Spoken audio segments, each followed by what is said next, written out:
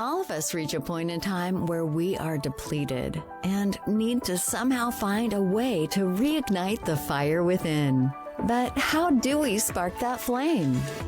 Welcome to Reignite Resilience, where we will venture into the heart of the human spirit. We'll discuss the art of reigniting our passion and strategies to stoke our enthusiasm. And now, here are your hosts, Natalie Davis and Pamela Cass.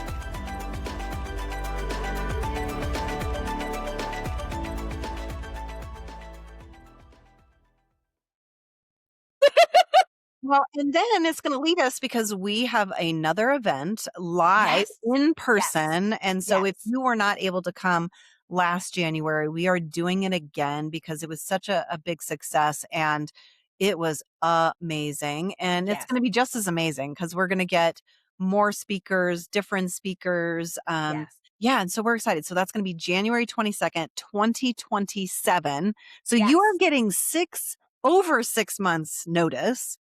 Get this on your calendar now. It's the Friday of January, and it's the first full moon of the year. The new year. Yep, exactly. So this is going to be an absolute life-changing event. So you're going to start to hear us promote this because we're passionate about this. When we started this podcast, we're like, okay, we just don't want to just do a podcast. I mean, it's great. We're meeting amazing people.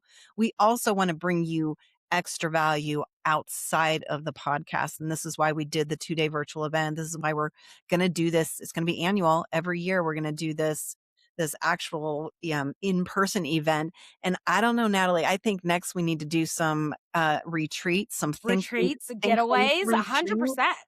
Yes. Because we've had multiple people ask us about facilitating Think Weeks for people. And this is what this podcast has birthed out of, the books have birthed out of, the education program, the online training program that we have for agents has birthed out of. I mean, we have birthed so many things out of those Think Weeks. And if we can share it with other people that do the same thing in their lives, whatever that is, if it's for their business, for their companies, or if they're wanting to launch a business or launch a podcast or whatever that looks like, we'll take you through it. We'll hold that space for them to create what that looks like. Yeah.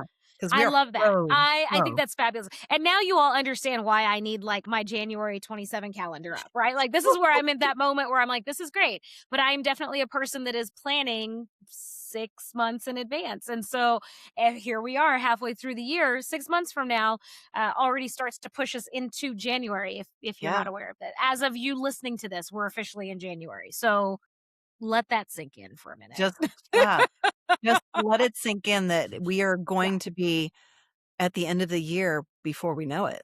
Oh my gosh. Before we'll blink and it'll be here. Yeah. God And willing. you look exactly. back and say, wow, I rocked those last 6 months of this year. Exactly. Or will you say, well, I just kind of coasted, just kind of rode on my laurels, or did I actually knock it out of the park? Well, I'm planning on knocking it out of the park. Like exactly. We got stuff to do.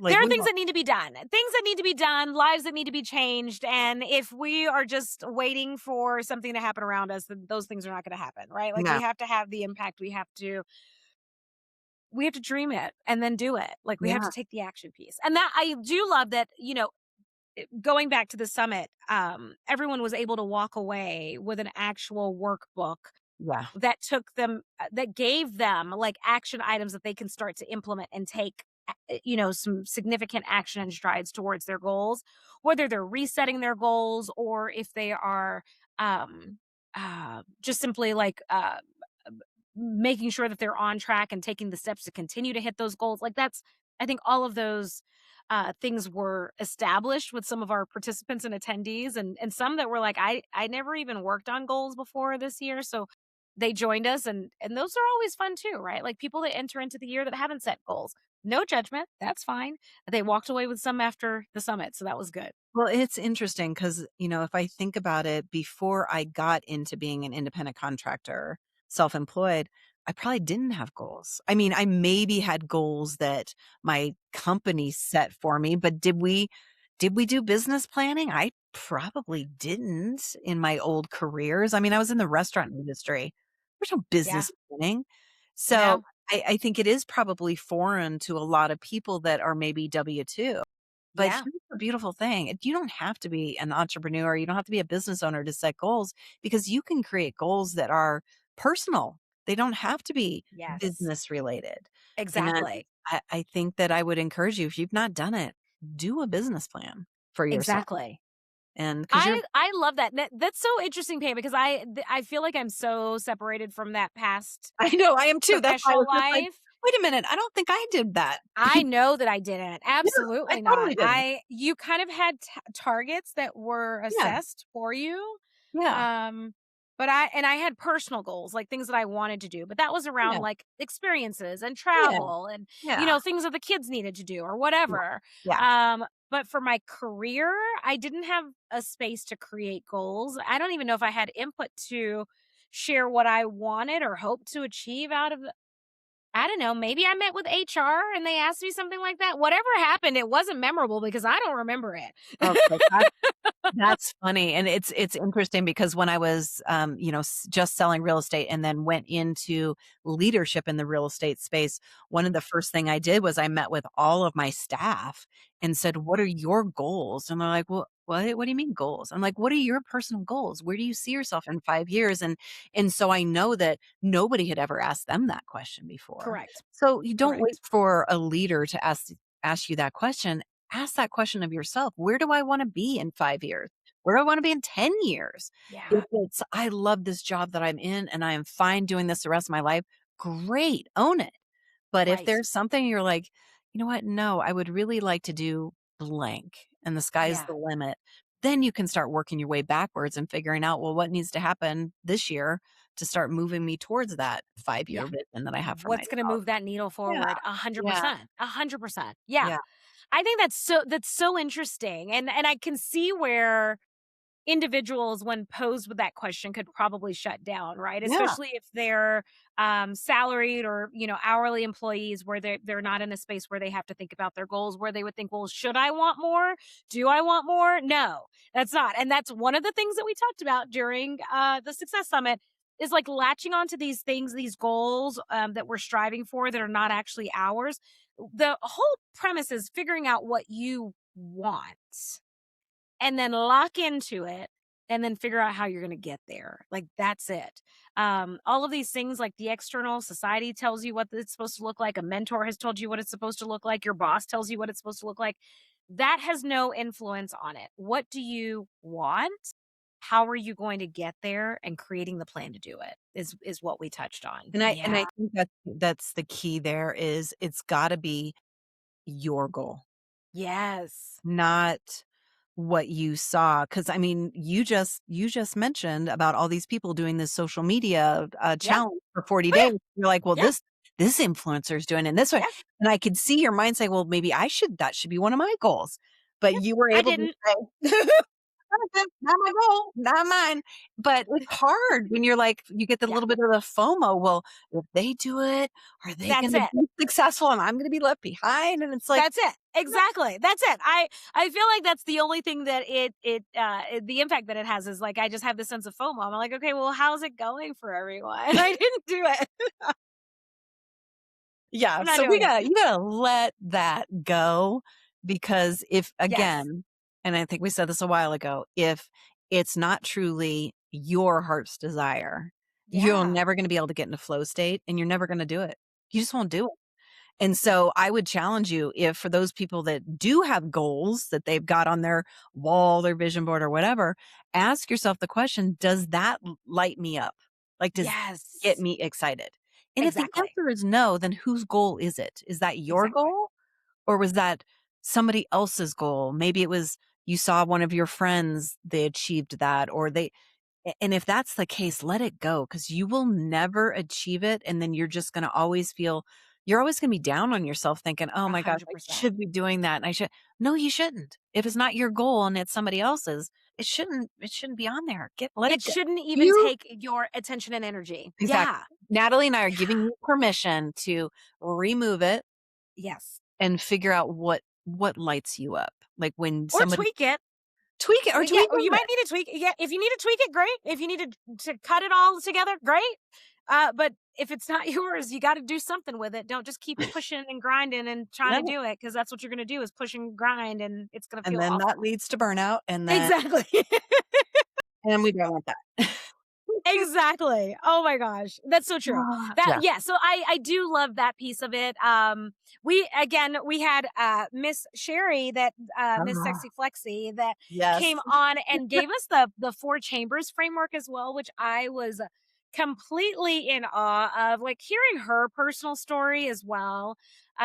She was able to give us just how she came to this framework, and understanding of the importance of all areas of our lives fitting into the four chambers of our heart as well. And we had a little bit of movement, which was good. And that was like, It's we had fun. spent some days together, and then we got to move our body. And that, I think I shared this on the recording, and definitely shared it live, is that I spend a lot of time, especially on my creative days, in front of my computer at my desk, and I'm fine with it, right? I can probably sit Yeah. and knock out a good 12 hours at my desk and not have a problem, not having any interruptions and things like that.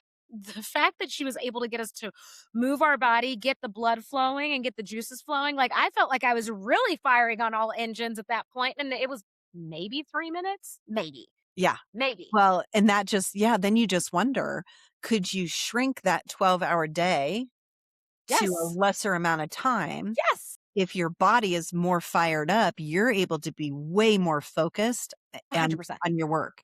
And so Yes. that's the idea of getting into that flow stage.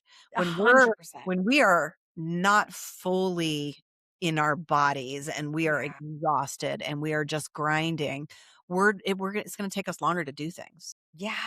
And Exactly. so, Yeah.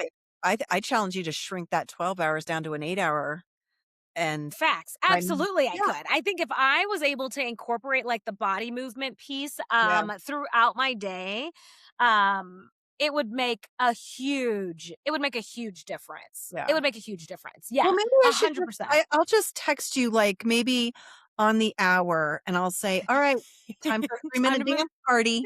And you can we don't have to do anything. I'll Yes. just tell you, all right, it's time for your dance party." Dance party.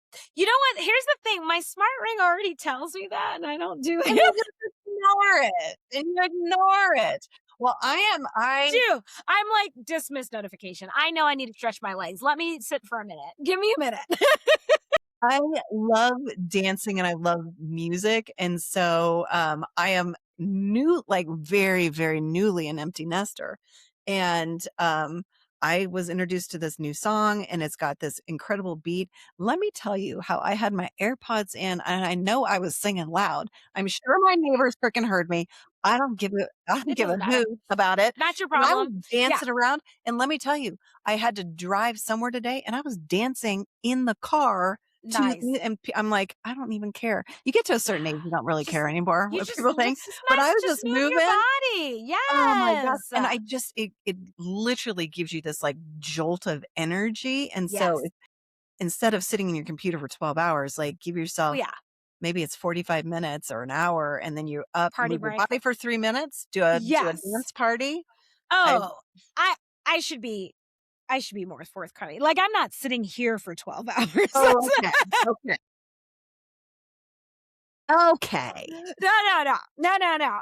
Okay, No, no, no. But okay. that it's I do feel like I could shrink the day down though, right? Yeah, Like I feel yeah, like where I am, and again, it becomes when you're in that flow state. One, like you're in that flow state, things yeah. just come Oh, so much faster, and they just work so much like yeah. everything just aligns. And so that helps tremendously. And I know, I know it because I journal on it. There are days where one of my focuses, or like my, if it might even pop up in the form of a gratitude, is like my ability to stay in the flow state. Like that pops up for me in some of my morning routines, and I know like what I'm in the flow state, because then the next day I'm like, gratitude for being in the flow state and being able to knock out a big project or whatever. Yeah. Not every day is like that. Again, No, so this, again, for everyone, like we talk about this, we are in no way, shape, or form perfect, and we're not striving for perfection at all.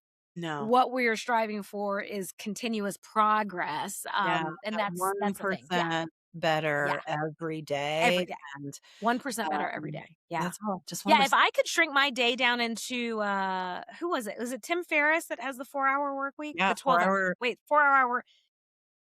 I think it's 4 hours. 4-hour It's work 4-hour. week? It is the 4-hour work week. Yeah, exactly. So it doesn't even sound right saying it.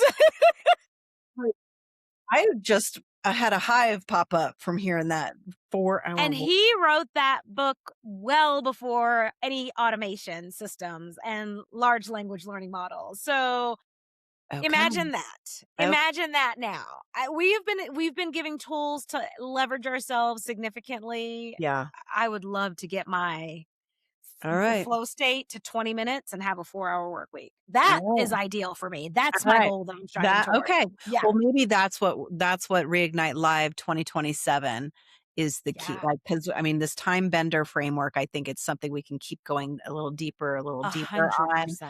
And it's how do we get to that space where we are so in the flow state that we can shrink our work week down to 4 hours, or even, I mean, whatever that looks like. And maybe it's not going from what we are now to 4 hours. Maybe it's just incrementally shrinking it. No, I would go into like not anaphylactic shock, but what is that shock? Like hyperthermic shock or whatever. Yeah, like my body would be like, don't take my regular week and only give me 4 hours a week. No. Now I don't want it. I'm going to resist it and repel it. But I want to get there in a way that feels natural. Exactly. So it's like over a period of time. And so I don't want to force it. No, I don't want to force it. So that's our work over this next 6 months, prepping for 2027, January 22nd, is how do we shrink our work week so that we are dialed in flow state every time we sit down to do any sort of work. And that's I'm gonna have to go back and read the book now. Dang it, we got homework. Now here, I just listen, as we talk about like pulling things off of our schedule. Now I'm like, well, now I need to actually read the book. So I'm going to add something else to my schedule. Right. Well, I'm going to add it. All right, I'll add it to my list of I'll read it as well, and let's figure out. Yeah. Exactly. I need to see how long of an audio read is that. And are we saying it right? It is a 4-hour work week. That's what I thought it was. The expanded version, we can list it released in 2009. It's a 13-hour week, a 13-hour read. Well, crap. If that's a 13-hour read and we're only working 4 hours a week, that's going to take me freaking 3 weeks to listen to it. Shit. This would constitute as the work. I think this is the extracurricular. All right, fine, whatever. Goodness. Small incremental steps, you all. However and if it takes you 3 weeks to get through the book, it takes you 3 weeks to get through the book. That's fine. That's great. Okay. I won't remember what was on the first page, but I'll get it done. By the time you get to the end, it's so funny. I have a friend that has we met for coffee a few months ago, and she had all of these books that she recommended. And I kept if you tell me a book, I have to flag it and add it to my reading list right away, or else I'll forget. And so she was telling me a book, and she told me another book, and she told me another book. And after the third book, I looked at her and I said, do you read any books that are shorter than a 13-hour read? Like, why are your books so long? Like, why is everything so long? I know. I'm like 4 reads that were all 20-hour reads. I was like, oh my God. I'm like 9 hours or less. I'm good. You get to that 13, 16. I'm just like, it's got to be an epic book to get me to actually finish it. Because I feel like some of those books, and I don't know if you've experienced it, some of those books that are those double digit times, it's just the same stuff said multiple different ways. And I'm like, shrink this, like, give me the cliff notes on this. I know the publishers don't want to hear that, but welcome to I know they don't want to hear that, but here's what we don't have a lot of extra time. This is what we're trying to scale back, and now I'm going to dive into a 13-hour book. Yeah.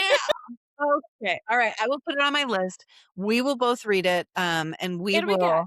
Yeah. And I'm reading a pretty lengthy one right now for a mastermind group and prep for it that kicks off here in the next couple of weeks. So I'm just like, okay, we can do all of the things. And that in an effort to prepare us that we can stop doing all of the things and do only the things that are preparing to prepare to be. I'm not doing that. Yeah, I'm not. I'm going to just do it. That's why I just committed. We're reading the book. We're just going to do it because we are It is going. happening. It's Yes. going to happen because I want to work 4 hours a week. Exactly. I mean, did you see? Okay, for the listeners, I know if you're listening and not seeing the video version of this episode, we couldn't even like comprehend saying the term 4-hour work week. Pam was like, no, not That a can't be 4-hour, right. 4-hour work day? Like That can't be right. That can't be right. Like my body was already rejecting it. So it's probably going to take me a 13-hour read to actually get my body to like. We're gonna get you there. Okay. We're gonna get you there. And who was it? It is. Yeah, it is Tim Ferriss. Hey, Tim Ferriss, if you're hearing this episode, you should come on the show and talk to us. Yeah, about you it. should. Okay, totally perfect. Oh my gosh. All right. Anyways, if you didn't realize it, we had a lot of fun at the Success Summit. So Mid-Year Success Summit, it's a wrap. The recording is available for you to check out each of the speakers' segments. They're broken down. The entire workbook is online for you as well. So you get to download a copy of the workbook, create your own 90-day plan of what you want to do, how you want to take action, and create change in your life and make sure that you're doing it from a place that's total alignment and flow. But yeah, it was a good time. A good time was had. A good time was had. Okay, I don't think we can ever do something where we don't have a good time. Facts. Not possible. Not in my DNA. No. No. So, I mean, if it involves us, you all know it's going to be a good time. 100%. Like my little DNA strand thing, mine are probably having a dance party the whole time. Totally. They're all having a good time. Totally. And that's not from caffeine. That's just because we're having a good time. We're a good time. We're just having, we are a good time. We bring the good time with us. We're here. Yeah. As long as it's not too people-y, I'm good. Too people-y. It's too people-y. If it's too people-y, I'm out. I don't want to. I'll be on the wall hanging out in the corner. I'll be in the corner. For 2026. People. Yes. Too people-y. It's two people. I can do people-y. I just have to be prepared for the people-y. You know, I have to be like, okay, this is going to be people-y, Pam, because I'm an introvert. And yeah. Same. A lot. It will suck the energy right out of me. Say maybe that would be a goal for myself moving forward. It's not. Peopling is hard. It's a verb. Peopling is hard for me. Not hard. It's not hard. It's draining, I guess I should say. And so I am definitely the person that is like, I find a spot in the room and then I wait until the room rotates around me, because people at networking events are always working, quote unquote, working the room. And so my philosophy has been, how about I plant, y'all work, and then eventually I'll see you. And that's it. That's a different approach. And I like that approach because our friend Dennis does the other approach where he does a figure 8. He comes in and he does a figure 8. He makes sure that everybody sees him, has at least heard his voice. Yes. And then he's mysteriously gone and nobody saw him leave. By the time you send him a message to say, hey, where are you? He's already at home. Or at some other event. Yes, or at another event. Exactly. He is a master at peopling. Exactly. He did. Yes, that's true. That is true. The first time I experienced that, I was like, oh, I need to connect with him. And then I couldn't find him at the event. And so I sent him a text and I was like, hey, are you still here? Nope. Already home in the bathtub with a glass of wine. Noted. Now I know who you are. Got it. I understand. I don't know what I was thinking, but now I understand. Yes, exactly. And so I strive to become him. Yes. He does it well. That would still be a lot for me. I like my strategy. I'm going to stick to it for right now until something else tells me that I need to try it. If we want a 4-hour work week, those events need to be a 20-minute situation of figure 8 in and out. If they exist at all in my life. Exactly. To be continued. That Tim Ferriss is going to have some tips for us. We'll see. We'll report back to you all with the Cliff Notes version of what we took away and what we actually applied, because again, it all comes back to our teachability index. We're not going to just simply read the book for entertainment purposes, which is something that I don't do. But we're not going to read the book for entertainment purposes. We're going to read it, digest it, report back, and let you know what we're doing. Because what's the fun if we don't have you all hold us accountable? Exactly. We got to have a few 100,000 people like keep us accountable. Keep me accountable. Let me know what I said I was going to do. And then when you see me in person, just remind me. on January 22nd. Check in. I will be transparent. Yep. Yes. You can check in with us in person, January 22nd, Loveland, Colorado. That's right. Casa Sagrada, save the date, mark the calendar. It's a Friday. It just so happens to be the same date that we held it last year. I didn't even realize that until planning it. Yeah. So January 22nd, 2027. All right. We will put details in the show notes. Thank you all for coming back and listening. If you've not subscribed, feel free to do so right now on your favorite listening platform. And then if you feel that there's somebody in your life that would benefit from listening to this episode, share it with a friend. And if there's something that you all would like to hear in the future episodes, feel free to reach out to us as well, podcast@reigniteresilience.com, and check out what's going on in our world at reigniteresilience.com. Until next time, we'll see y'all soon. Have a good one.